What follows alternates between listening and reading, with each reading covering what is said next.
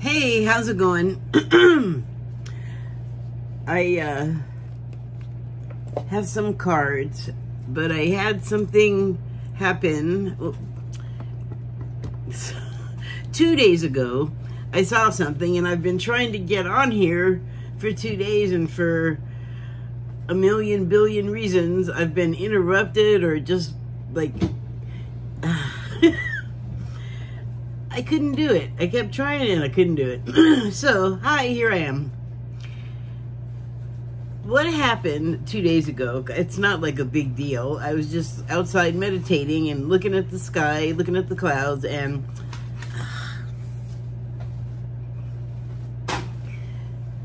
junk mail. And I started to notice that it was like, this is looking very much like a under the sea situation. And then there were something that looked like I had just seen like a food eating channel, that guy Sunny Side, best food review ever. So he's in, I think, Taiwan, and he had gotten oysters from a market, and he was just amazed at how big the thing was. And it doesn't it doesn't make any difference what size the oyster was for me to tell you. It's just that I had seen this thing and it had a shape that I guess stuck with me, because later when I was out there looking at the clouds thinking, oh, this looks like it's an under the sea situation, these shapes started coming by and they looked like the oysters, and it was like, oh, is that a yes? And the other thing I noticed about the oyster shapes, like I saw a lot of shapes, but just sometimes, I don't know if this is true for you, but sometimes I'll look at something and it'll be like, that's something to pay attention to, or that's significant for some reason. So anyway, the stuff I'm talking about falls into that category. So back to the oyster shapes. They seem to be like slices, like very, very, very thin slices of whatever these shapes were supposed to represent. And so thin that you could like see through them, but you could still see the shape of the thing that it had been sliced from. And I was like, okay. I didn't know what to do with that. I don't know that I do now, but often if I talk it out or write it out, something will come of it. So I did actually write down some stuff, and I don't know. Let me see. I don't remember that in particular meaning anything, but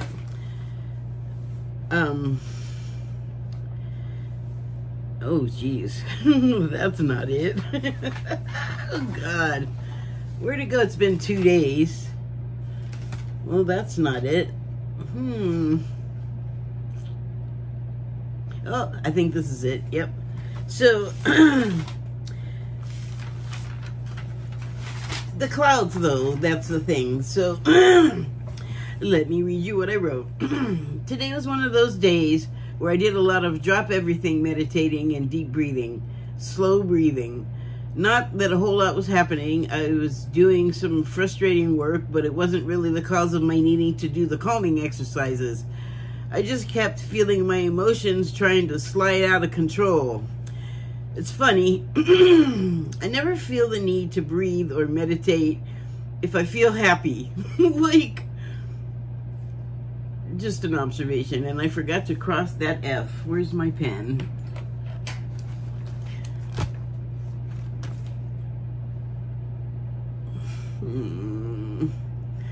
Excuse me for a moment.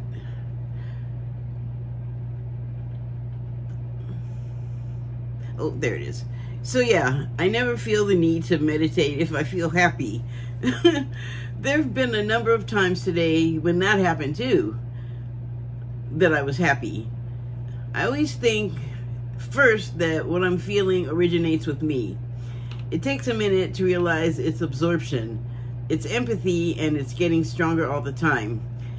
it's not just me either. It's evident, and a lot of us may not know what's happening to us, but it's raising to a feverish pitch and escalating.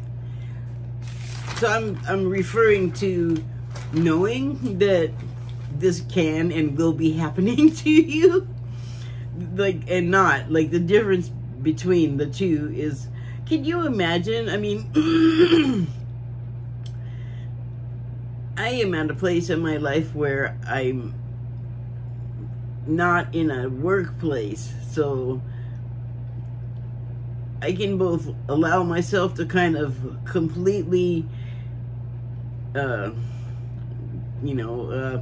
just let what is happening the way I feel, just let it have full effect, where if you're in a workplace where you have to be around other people, you kind of, even when like there's no big like cosmic crap happening, cosmic stuff happening in the sky, and whatever else happens to have an effect on us to make us like the way we are right now in the world and in society, even when there's nothing like that going on, or it's on a real low level, it's still just always happening, and you may or may not be aware of it. Like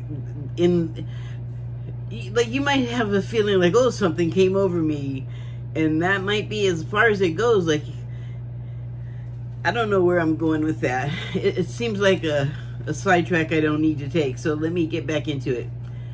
Oh shoot, and now I lost my place. Oh yeah, feverish pitch and escalating. One of those times I was sitting on my deck watching squirrels eat the nuts I put out because it's calming, you see. And then, okay, I guess I was done. It seemed like that was going somewhere. Oh, I see. One of those times I was sitting out on the deck because it's calming. So again, I'm bringing up a calming exercise. Okay, so I love looking at the clouds, and they were speaking to me. They took on a sea-like tone and color and vaguely shapes. At one point, these oval shapes showed up. That would be the oyster situation. And they gave me the impression of paper-thin slices, thinner, because they were kind of transparent, but that was all about them for now. The clouds morphed into a raging current, and I know it started out ocean, but then it started looking more like a river, or maybe a rocky, like maybe some ocean passed through like a rocky corridor or something. There started to form a rectangular form structure. Oh, sorry, let me try that again. There started to form a rectangular form structure in the center of the roughly rolling flow that gradually crystallized into a building, one populated by people, and the people were us, all of us. That I just felt that. And the building. Okay, so the building. Let's see what I wrote here. I didn't write this. So the thing about the building that made me like know it was like populated by people was that it looked like a office tower or an apartment tower, even. Windows, regularly spaced, uniform windows, right? Something you associate with a building with people in it, right? Okay, so moving on. The building was topped by an enormous gold-colored globe. It reminded me of a Nikola Tesla era electricity drawing device to attract lightning and power the building. The building resolved into a very normal white color. The gold and white colors, that's the first time I've been looking at clouds and my brain was all providing colors other than what I'm seeing in front of me on the sky. Because on the sky, everything was like blue or white, but in my mind, the building shape I was seeing was like a white building and dark rectangular windows, and then the gold thing, this gold ball that was at the top, Well, it was gold. It used, that was the first, okay.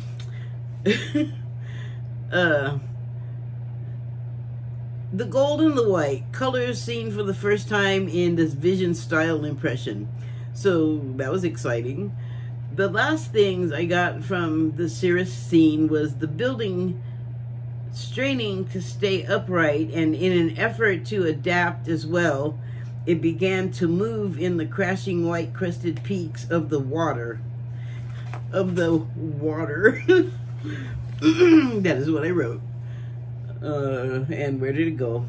Allowing itself to be drawn in the flow rather than resisting, which just looked like, you know, water crashing into rocks or crashing into some solid thing, and it's just these foamy explosions. And this thing was not stationary under that thrashing.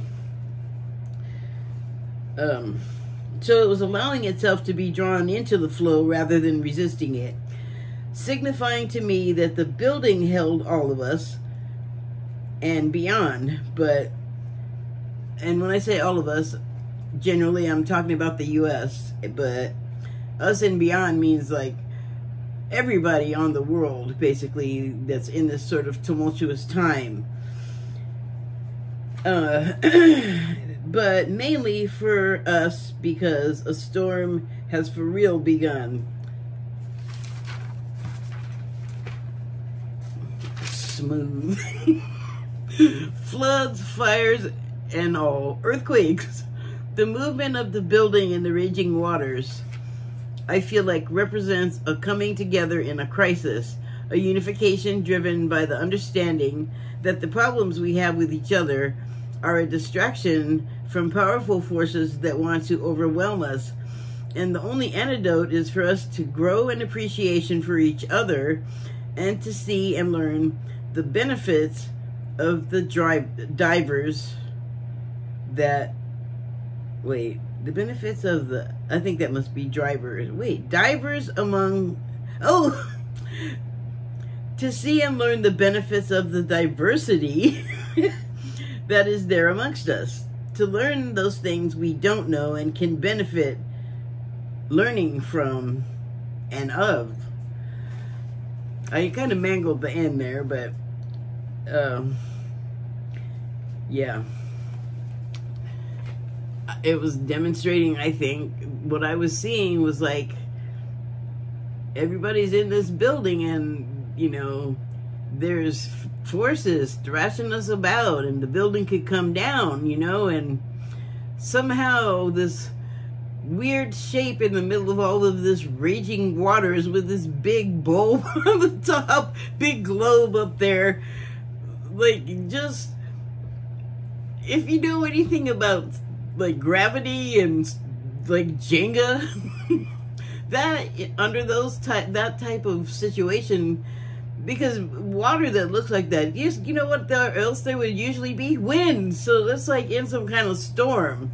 And we love to talk about the storm coming here in the U.S. Oh, the storm. We're in the middle of a storm. Yeah, okay. We have a storm. Yay. But there's all these opposing forces, and there are also us, you know, like the forces are in the building and outside of the building as a result. So, I mean, everything is a result of something that we are doing somehow.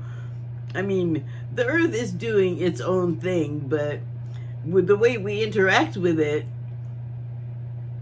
causes storms.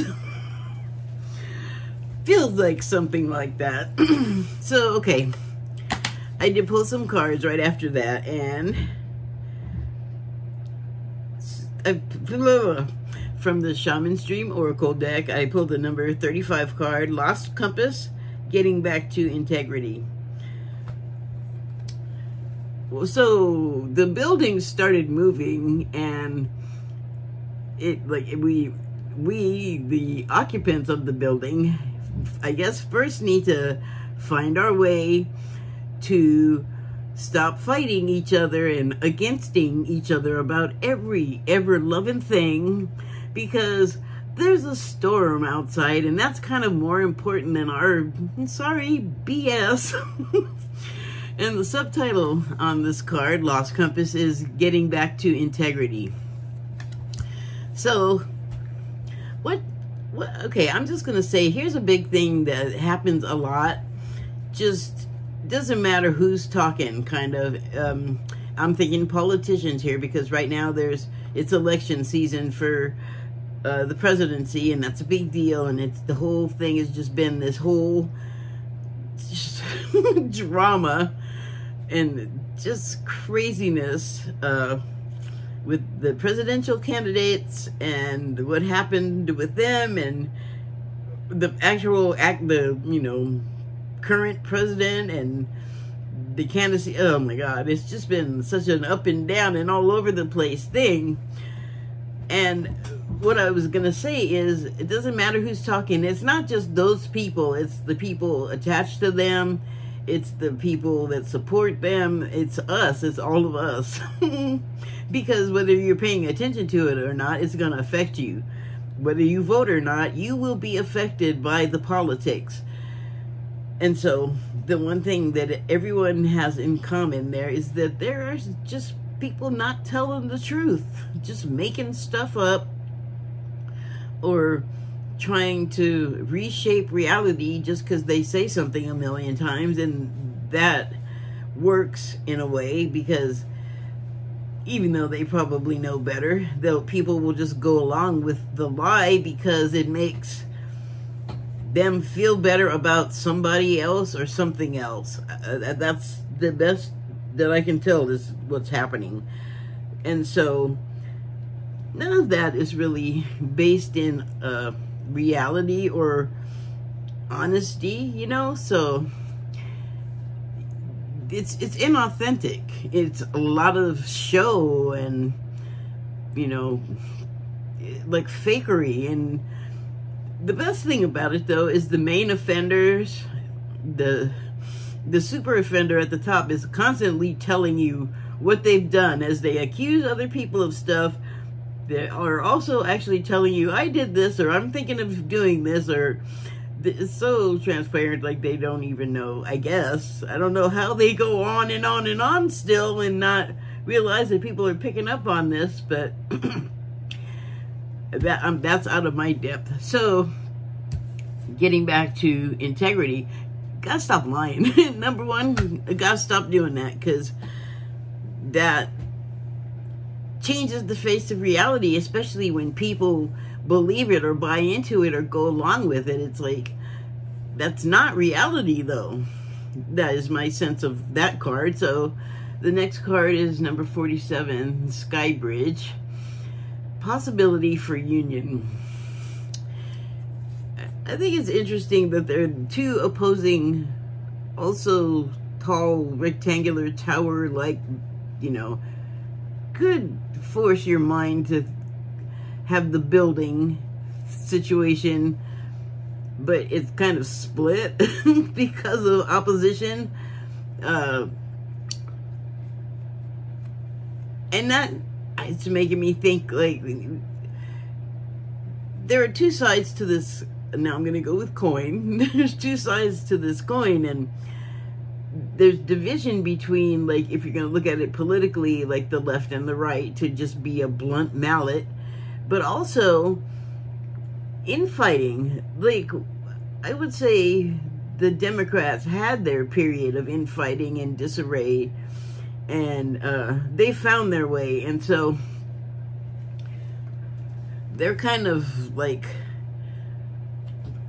I guess this is like a cloud or something over here, but it's like there's light coming from it. Like, I'm feeling like it's on the left. Oh, well, there you go. My left from my side of the screen. But they kind of got their stuff together. It's not entirely unified. There is a little disagreement more than opposition, because whatever it is, when it comes down to when the election happens, getting Kamala and Walz elected, I think there's a lot of unity forming behind that. And, you know, her policies are pointing to, and hopefully they will follow through to, a lot of positive, like, stuff getting fixed that both sides should be able to get on board with. But then there's this other side, and it's like, there's a light, but it's foggy, you know. There's like some kind of occlusion, because the inner disagreements here are, I just think that there's so much stuff that's untrue that's being said to and by the people, and then believed by the people involved on the right. It's like, okay, you have this feeling you have about this certain thing or group of people. No one's trying to take that away from you, but when you're hearing stuff like they're eating the cats and the dogs and it's not true, and everybody's telling you it's not true, including the Republicans running the city, and then you continue to go forward with it, it's like the people going along with it they've made a decision, like, I'm just gonna believe in this. And then the other people that are like disagreeing with that, or whatever the disagreement is within there, it's happening though. You see, I've been seeing cracks for the past year, and more stuff, like Marjorie Greene having little fights with people within the party. You might say that she's not important and she's not on committees and they don't let her do stuff, but they cannot shut her up. And mainly what she's out there doing successfully, I think, is her side job of propagandist. You can believe whoever you want to believe is who she's the propagandist for, but I think it's hard to dispel the idea that she's not talking against this country and saying stuff that is damaging. Like the ideas that she's coming up with, like that we're shooting lasers at ourselves, that's not good. And then have people going along with it like, yes, we are fighting against these people that are ourselves in our own country, and not recognizing that the stuff that she's saying comes from a place that has a history of the very phrases that the people are using. More than a couple. Obfuscation, confusion, there's a possibility for union, but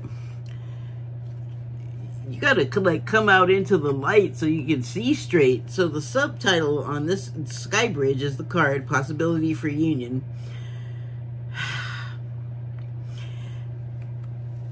If I was going to say that this sun represented a time of day, I'd say it's about 10 or 11 o'clock. And days in terms of, in the Bible, like the biblical referral to days that is used in Genesis, when God created the world in 7 days. Each day represents a much longer period than the 24-hour day that we now commonly understand to be a day. So if it's 10 or 11 o'clock in the morning, well, the day is just starting out, but make haste. That is the feeling. Like, everybody needs to figure themselves out, because this is like artificial light, like all of this sunshiny stuff. The storm that has built outside of what's going on, outside of this sunny, warm looking area, lit area, is still gray and stormy outside around you. And that is like,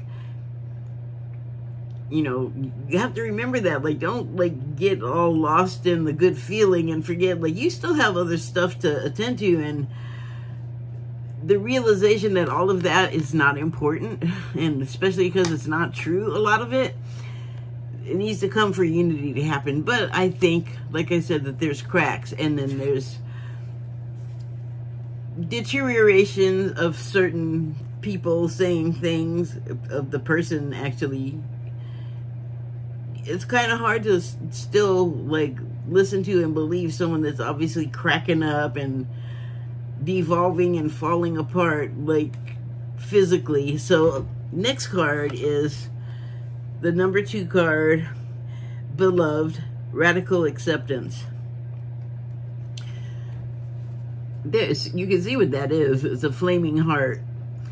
And that makes me feel like it's reminding me of a phrase that I heard Robert Downey Jr. repeat. It evidently originated with Mel Gibson, and it was hugging the cactus.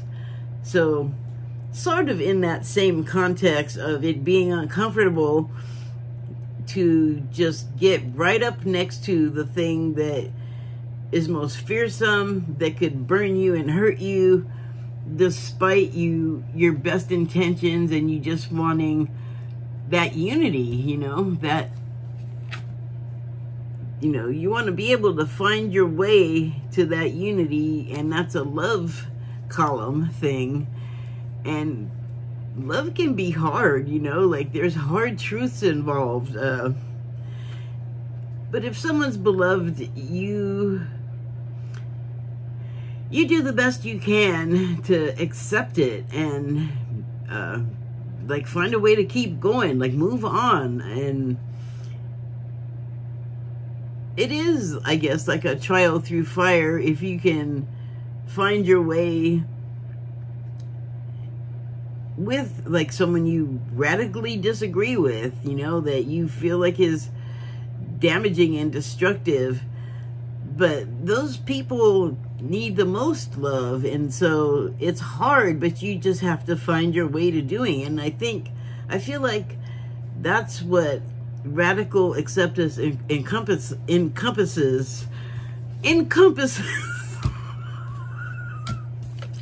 Quinkydink sink. Okay, so the next card I pulled was Fortune's Wheel, Luck and Right Timing. I mean, it's like a what better time than now kind of situation, I feel like. It's the number 23 card. And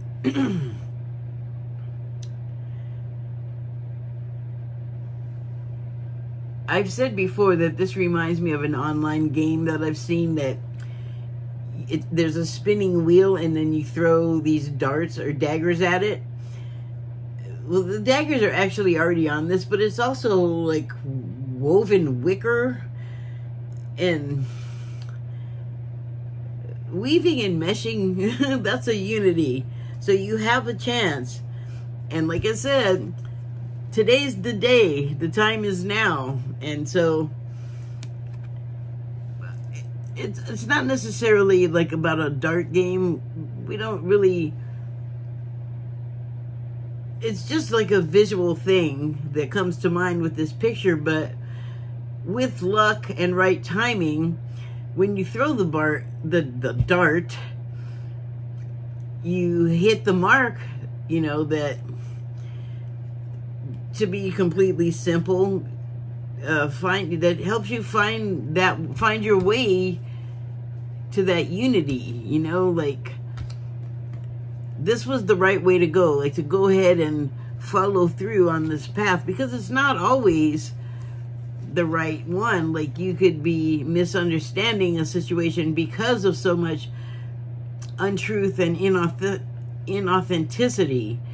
So it takes luck and timing, and you gotta have a sense too, like an inner sense that like now is the time to address this, you know, like we got to put a lot aside and just get together, because there is an urgent storm happening that if we don't get together and come into balance, the building is going to be knocked off kilter and go down and go under, and that's going to just be game over and you start all over again. And there are 4 previous reasons to not go down that road, because it's like literally starting all over, and that is not the way. That is not the way that's intended. So the last card I pulled was number 42, and it's Netcaster, preparations come to fruition.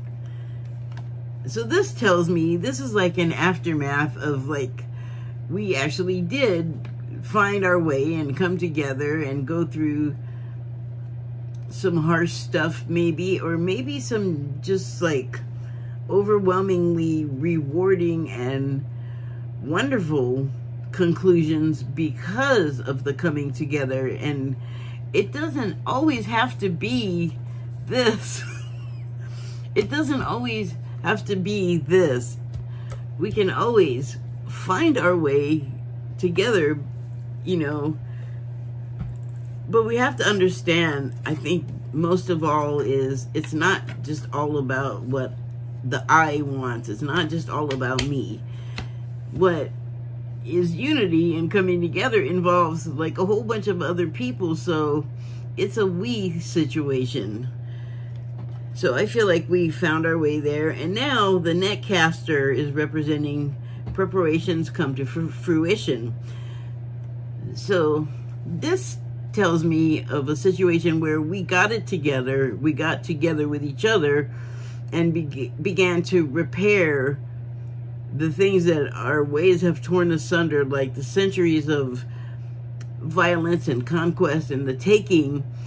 And, you know, when you're all about to die and you're all together, you kind of realize the value of each other. Like the whole canceling thing, like that's not even a real thing. If like people were actually canceled, then they would be poof, gone, no longer in existence.